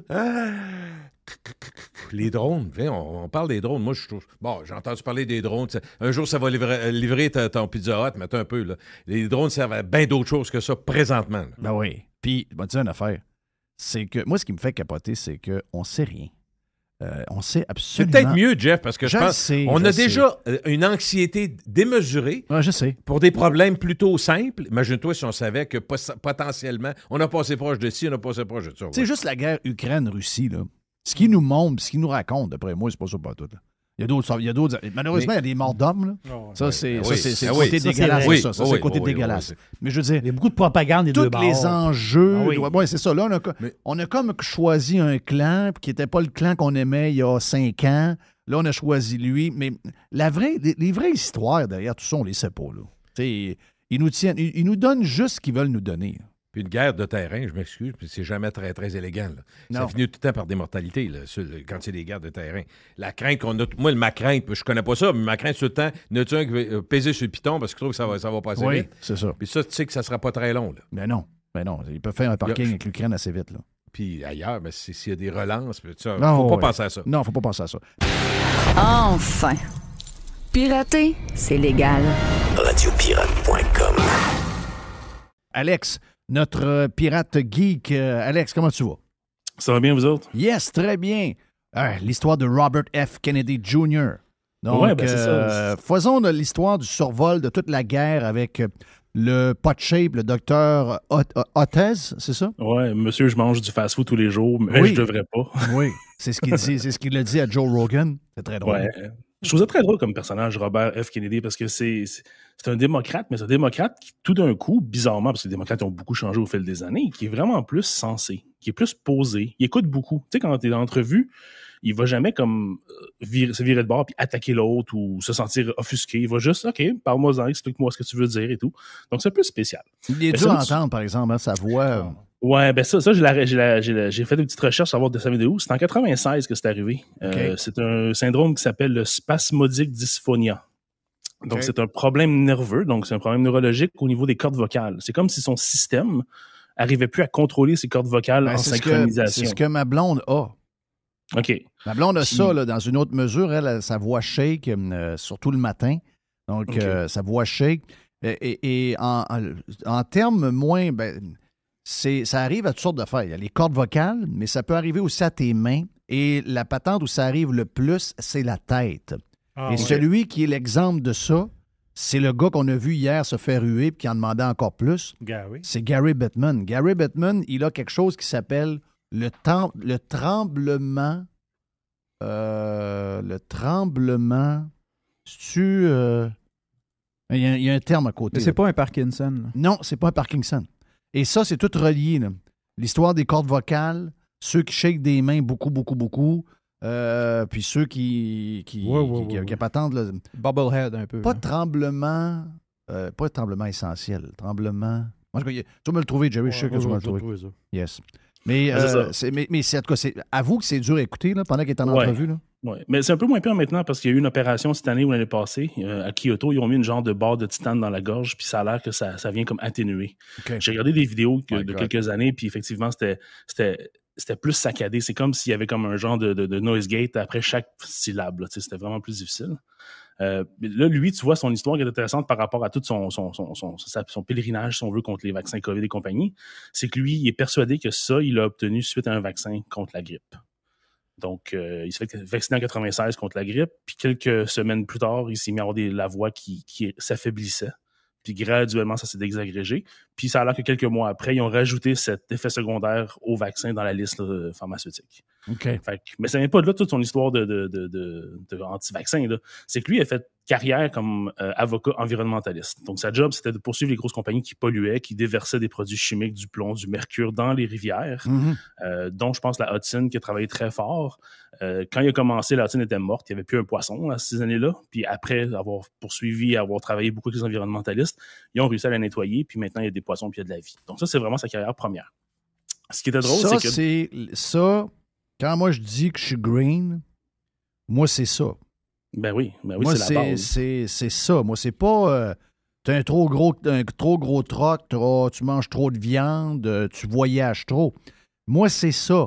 Pas de caca dans le fleuve, pas de produits chimiques dans ci, pas de ménation toxique, pas de... Ça, c'est bright. Mais on les entend jamais parler de ça, la gang de faux culs de green qu'on a au Québec. Exact. Si tu commences par avoir ta maison bien ordonnée, après ça, tu peux sortir dehors puis arranger ta voiture et compagnie. Mais commence par avoir une maison propre, tu sais, on s'entend. Là, t'sais. Fait que c'est ça. Fait que lui, dans ses conférences qu'il faisait sur l'environnement, beaucoup, c'est le mercure, c'est le sujet. Donc, c'est comme les poissons qu'on mange souvent qui se tiennent au fond de l'eau, ils ont plus de mercure parce qu'ils mangent des crustacés qui se tiennent au fond de l'eau, puis le mercure, c'est un métal lourd qui tombe au fond de l'eau. Donc, c'est beaucoup là-dessus qu'il parlait. Puis à un moment donné, il y a toujours une genre de groupe de demoiselles, de mamans qui étaient assis devant lui au premier rang, puis il était très silencieux, il disait rien. Puis après, il était là à chaque fois. Puis là, à un moment donné, il y en a une qui se lève la main, puis elle dit, Monsieur Kennedy, si vous voulez savoir d'où vient le mercure, regardez dans les vaccins. Là, lui, c'est comme, OK, c'est original comme façon de penser. Je n'avais pas pensé à ça. Moi, je pensais plus mercure comme rejet industriel ou autre pollution. T'sais. Puis c'est là qu'il a commencé à regarder ça. Puis c'est là l'espèce de guerre qui a émané entre Paul Hotez et lui. C'est que Paul Hotez dit, bon, on a fait des tests. Quand on vaccine avec l'espèce d'adjuvant dans les vaccins, au bout de quelques jours, ben, le mercure, il est disparu. Donc, c'est éliminé. Là, lui dit, OK, ça, c'est chez les humains. Mais il y a une autre personne qui fait une recherche avec des macaques.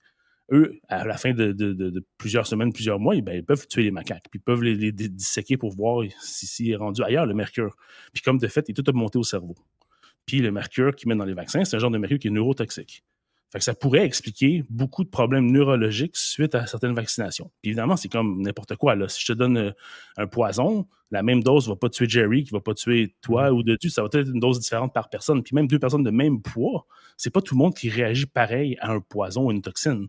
Donc, ça voudrait dire que dans certains cas, si tu tombes dans un certain range, puis que toi, ça peut t'affecter, là, ton voisin, ça ne peut pas t'affecter, il pourrait avoir des effets secondaires assez graves. Donc, c'est un petit peu tout ça que c'est parti finalement, cette guerre-là, tu sais. Puis là, ce qui est intéressant cette année, c'est cette guerre-là entre Paul Hotez et lui, c'est qu'il y a du monde qui ont dit, dont Joe Rogan, mais moi, je mets 100 000 sur une charité de ton choix si tu viens débattre. Exact. Mais là, il veut pas mettre de l'avant les anti-vax, il veut pas leur donner une plateforme. Ils ont tous les deux une plateforme, ils ont tous les deux été à Joe Rogan, donc c'est pas comme si, genre, ce gars-là, c'est un monsieur qui... Non, mais ça, ces réponses-là, je veux pas donner de l'importance à des complotistes ou à des... Ça, c'est des réponses pour se sauver, là. On sait très bien que ça n'a pas rapport, là. Exact. Mais il est déjà connu, là. Même que là, d'après moi, il y a un Kennedy en partant, il est déjà connu pas mal. Il n'y a pas besoin de toi, man, pour se faire connaître. Surtout s'il se présente pour les élections. C'est ça. Il va avoir une tribune, tu sais. Donc, c'est ça. Fait que c'est un petit peu là qu'on est rendu. Comment donner vie à vos photos noires et blancs? Qu'est-ce que tu veux dire par là? Des photos en genre de papier, là?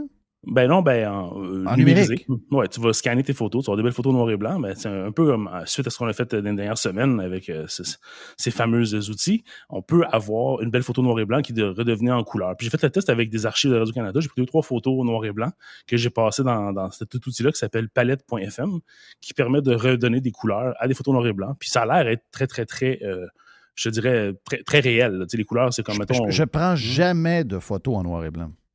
Non, mais c'est plus pour les boîtes de photos, les boîtes de souliers remplies de photos. OK, c'est ça, c'est les vieilles photos. Oui, c'est ça. OK. Nous autres, on n'en a pas, là. Hein? Tu sais, moi, j'ai pas ça, des photos noir et blanc, dans le sens où j'ai toujours eu les photos couleurs. Puis les photos couleurs sont là depuis, tu me corrigeras, Alex, mais je pense depuis les années 70, là, d'après moi. J'ai des photos de mon chalet avec mes parents, mes grands-parents qui sont début 50, puis c'est noir et blanc. C'est que début 50, noir et blanc. Les parents qui avaient des bons appareils. Moi, ma mère, c'est une maniaque de photos, là, avait le Canon, gros kit, là, ça coûtait des prix de fou dans le temps. Puis ceux qui faisaient de la photo, c'est très drôle aujourd'hui de dire ça, oui. Ceux qui faisaient de la photo comme hobby, ils aimaient ça pour le côté artistique, prendre des photos noir et blanc, même dans l'époque où il y avait full couleur. Oui, c'est encore le cas aujourd'hui. J'ai des amis photographes qui trippent vraiment beaucoup sur le noir et blanc, puis ça donne un mood, puis c'est vrai, c'est correct. C'est juste quand tu as une photo, mettons, de famille... Ça cache beaucoup de défauts. Ouais, c'est ça. Ouais. Quand tu as une photo de famille en noir et blanc, ça serait peut-être le fun de l'avoir en couleur, juste pour le fun. Puis j'ai pas pris des photos à moi, que j'ai pris de mon environnement, que j'ai mis en noir et blanc sur ma caméra, puis après, je les ai passées dans cet outil-là. Puis les couleurs sont quand même vraiment ça coche. Comme les choses qui sont bleues, ils sont bleues. Les choses qui sont rouges, sont rouges. Je sais pas comment il fait, là, mais il réussit à trouver dans les teintes ou dans les contrastes assez d'informations pour aller chercher, justement, la bonne couleur. C'est impressionnant quand même, là. Je me demande si c'est la même technologie qu'ils ont utilisée quand ils ont sorti les... je sais pas si vous vous souvenez de ça. Je sais même pas tant qu'ils font pour les films. Mais les films. C'est ça, je m'en allais là. Première guerre mondiale, Deuxième guerre mondiale. Capoter en couleur, c'est capoter. Ça change tout. Ça change tout. Ouais. La réalité que ça apporte. Hein? Ouais. On se rapproche du moment plus. La différence, c'est que maintenant, ça prend comme 20 secondes pour une photo, puis c'est fait. Fait que, tu te dis, bon, si les outils sont de plus en plus démocratisés, c'est un peu comme les deepfakes. Au tout début, ça prenait une bombe de gaming, puis ça prenait une semaine à avoir une séquence de 10 secondes. Maintenant, c'est rendu que Lucasfilm, il rajeunisse Skywalker comme si de rien n'était, puis ça se fait pratiquement en temps réel. Ouais. C'est quoi le lien entre COVID, Union européenne et Pornhub? Ouais, ben, c'est drôle, hein. Les Français sont spéciaux. Je vois pas l'Union européenne. Je sais que pendant la COVID, beaucoup ont utilisé Pornhub parce que... Ah, tout ça, c'est bien relié. Ouais. Donc, l'Union européenne, du moins, surtout la France, puis de façon plus large, l'Union européenne, ils veulent beaucoup légiférer au niveau de la pornographie puis les accès via Internet. On a tous déjà vu le petit clicker genre « As-tu 18 ans, oui ou non? » là? Bon. Mais là, ils demandent de plus en plus de mettre en place des mesures pour s'assurer que la personne qui consulte a réellement 18 ans et plus. Donc là, l'idée dit, c'est le fun, on a une technologie qu'on a utilisée il n'y a pas longtemps, un beau petit passeport vaccinal qu'on pourrait utiliser pour que les gens scannent ce passeport-là. Ah oui, j'ai vu ça. Ils sont adultes. Ouais. J'ai vu ça. Le problème, c'est que les gens qui vont consommer ça, généralement, ils n'ont pas de compte, puis ils ne veulent pas comme s'inscrire, ils veulent pas dire qui est-ce qu'ils sont. Tu sais. On l'a tous vu, là, des sites qui sont faits pirater, puis des listes de courriels. C'était quoi l'espèce de service pour adultes il y a plusieurs années, là? Il y en a un gros qui a été piraté, puis automatiquement, c'était un site de rencontre pour extra-conjugal. Donc, c'est pour des gens qui veulent tromper leur conjointe. Ils se rencontraient là-dessus. Ashley Madison, je pense. Oui. Ouais, ça doit pas marcher bien, ça. Non, mais c'est juste que la liste est sortie publiquement, tu sais, puis si t'étais dans la liste, t'étais dans la mort de ton couple. Donc, c'est comme... Il y a des gens qui savent pas. Ashley Madison, c'est mort de sa belle mort. C'est mort, c'est pas de monde. Ouais. Ça n'existe pas, ça. Fait que c'est ça. Fait que ils veulent commencer à réutiliser ça. Il y avait une certaine... apparemment, il y avait une certaine Gigi. Gigi, là. Gigi, on voit trop. C'était son nickname. Là. C'est ça, Gigi. Dernier, je sais que tu n'as en esprit, mais... Enfin, toujours plein là, des sujets. Je sais que tu n'as toujours plein. Mais dans les news en spray, sujet très à la mode, Ozempic.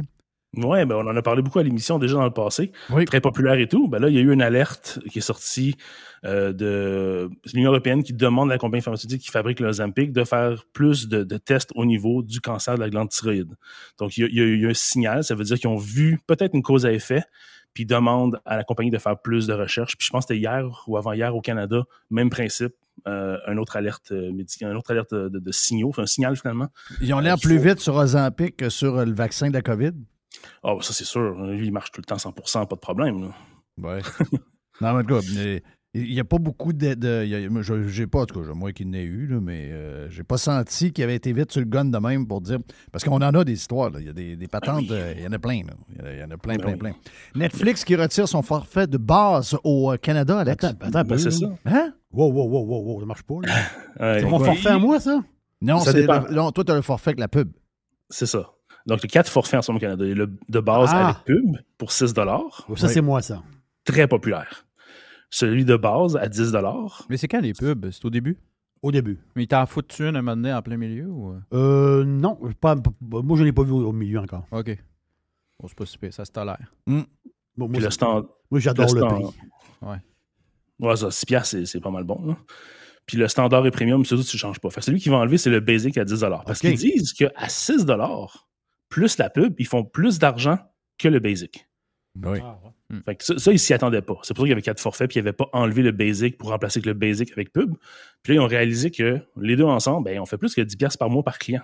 Donc, on va retirer cette affaire-là. Ça ne sert à rien d'avoir un forfait qui nous fait perdre de l'argent. Puis on met juste le basic avec pub, standard et premium. C'est quoi la différence? C'est au niveau des autres, c'est pour le 4K, ces affaires-là? Ou, exact. 4K et nombre d'appareils en même temps. Donc, le basic, je pense que c'est un appareil HD. Le standard, je pense que c'est 2 appareils, si je me rappelle bien. Puis le 4K, le premium, c'est 4K puis 4 appareils en même temps. Ah, OK. Donc, c'est là la différence. Avec les taxes, c'est en bas de 7 $. Ouais. Pense à ça 2 secondes. Là. En bas de 7 $, tu as Netflix. Non, c'est le meilleur deal. Dans tous les deals qui existent, là, c'est le meilleur sur la planète. Là. Mais il n'y a pas une affaire. Il n'y a pas une affaire de qualité là-dedans? Il y en avait une, mais ils l'ont upgradé. Oui, c'est ça. Pour vrai? Ouais, c'est 720. Il est rendu HD, là. Ah, ben là, exact. Moi, je vais changer. Oui, c'est ça. Il n'est pas 720 à 6. Il était 720. C'est ça. Mais moi, c'est ça qui m'arrêtait. Oui, mais ils l'ont upgradé il y a quoi, 2 mois à peu près? C'est ça, ouais. Dernière affaire, l'Iran qui dévoile un quantum device. Qui en est ça, pas c'est un. drôle. Ça, c'est drôle. Là. Ça fait tellement rire. Ils sont tellement bons sur les pieds dans les plats des fois. Ils font une grosse conférence de presse. L'Iran travaille sur le quantum computing. On a développé un ordinateur, mes amis, incroyable. On est des leaders dans le monde. Ils sortent le chef de ce département-là, puis ils présentent un petit Là-bas, ils ont des motherboard. Fitzgibbon aussi, hein? Ben oui, c'est sûr. Fitzgibbon barbu. Ouais. Mais c'est encore pire, tu vas voir. Ils présentent ce beau petit motherboard-là à tout le monde. Ils disent, regardez, c'est ça notre création, c'est magnifique. Quelqu'un qui regarde ça, il dit, il me semble que ça me dit quelque chose, ce petit motherboard-là. Il fait une petite recherche Google Images. Finalement, c'est un petit motherboard de mini PC à $199 sur Amazon. Ouais, c'est incroyable. Alors, ça sentait. Ils ont peut-être quelque chose dans Je l'arrière. savais pas que t'sais. les Iraniens étaient de même. Je savais qu'il y en avait une gang, le béton de la Corée du Nord, des patentes de même, mais je savais pas que l'Iran était de même. Ben, c'est Parce toujours qu'il y a vouloir soit être- l'Iran, ils ont quand même. Je pense qu'il y a un Iranien sur deux qui est un ingénieur. Ils ont quand même du vrai monde formé pour vrai, non?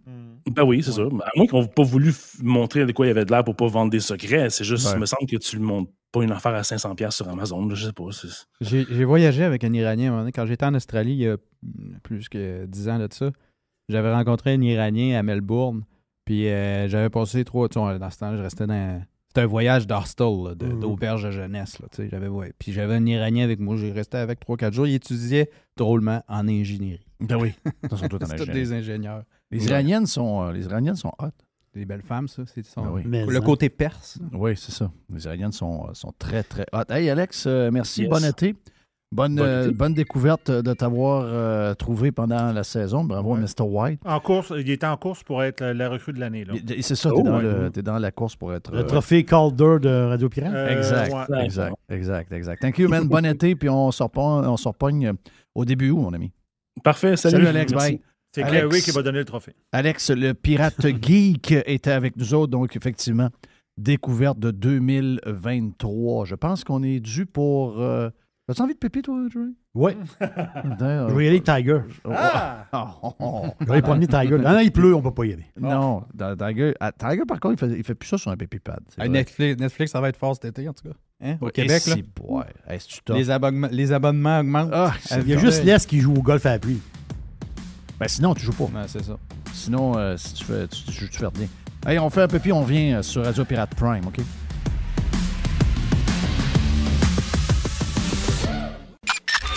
Listen, radiopirate.com. Radio Pirate.